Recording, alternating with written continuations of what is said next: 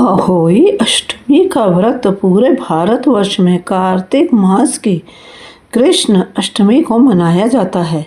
इस दिन अहोई माता का व्रत किया जाता है। अहोई शब्द का मतलब होता है किसी अनहोनी को होनी में बदलना।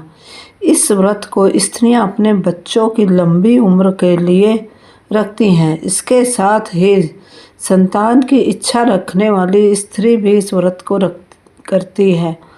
इस व्रत के करने से अहोई माता का आशीर्वाद बच्चों को मिलता है। संतान की लंबी उम्र के साथ साथ उनके अच्छे स्वास्थ्य और तरक्की की कामना से इस व्रत को किया जाता है।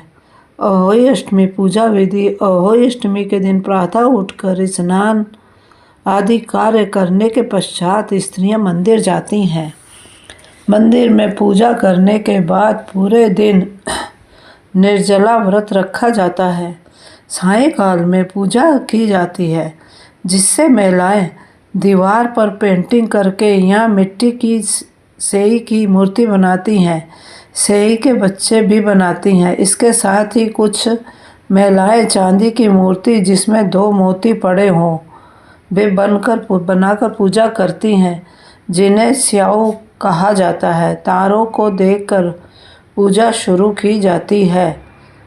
पूजा शुरू करने के लिए पहले उस स्थान को आटे से पूरा जाता है, अर्थात रंगोली बनाई जाती है। अहोई माता की पूजा के लिए 1 लोटे में जल भरकर रखा जाता है। धूप दीप से जलाकर माता की कथा श्रवण की जाती है। उसके बाद तारे और चांद को देखकर अर्घ दिया जाता है। सास या अन्य किसी बुजुर्ग महिला को खाना और कुछ दान देकर उनका आशीर्वाद लेते हैं। उसके बाद व्रत खोलकर भोजन ग्रहण करते हैं। रात्रि के समय भजन कीर्तन अवश्य करना चाहिए। अहोई अष्टमी व्रत कथा। एक गांव में एक साहूकार था। उसके 7 पुत्र व 1 पुत्री थी।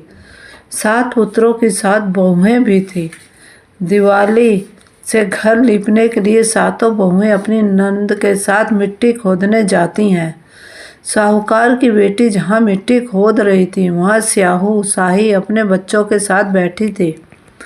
उसकी बेटी की खुरपी से स्याहू का एक बच्चा कट कर मर गया। इससे स्याहू बहुत गुस्से में आ गई। उसने कहा, मैं तेरी कोख बांधूंगी। यह सुनकर साहूकार की बेटी रोने लगी। उसने अपनी भाभियों से कहा, भाभी मैं तो पराए घर की हूँ, आप मेरी जगह अपनी कोख बंधवा लीजिए। यह सुनकर एक एक करके सभी भाभियों ने मना कर दिया। सबसे छोटी भाभी अपनी कोख बंधवाने के लिए तैयार हो गई। उसके बाद छोटी बहू को जो भी पुत्र पैदा होता वह 7 दिन में मर जाता। इस तरह 7 पुत्रों के मरने से वह बहुत दुखी हुई। एक दिन उसने पंडित जी को बुला कर इसका उपाय पूछा तो उन्होंने कहा, सुरही गाय की सेवा करनी पड़ेगी। सुरही गाय की सेवा करने से वह प्रसन्न हो जाती है। छोटी बहू को लेकर स्याहू को ढूंढने चल देती है। बहुत चलने के बाद दोनों थक जाती हैं और एक जगह आराम करने के लिए रुक जाती है। तभी छोटी बहू कुछ आवाज़ सुनती है।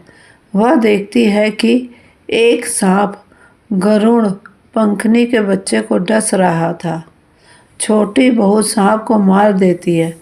कुछ देर में गरुड़ पंखनी वहां आ जाती है। वह खून देकर समझती है कि इस औरत ने मेरे बच्चे को मार दिया।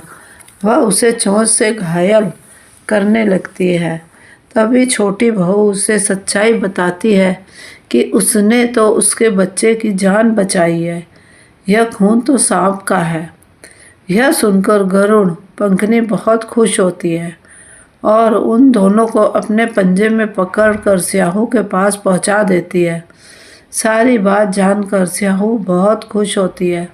उसे 7 पुत्रों और 7 पुत्रवधू का आशीर्वाद देती है, जिससे छोटी बहू के 7 पुत्र जिंदा हो जाते हैं।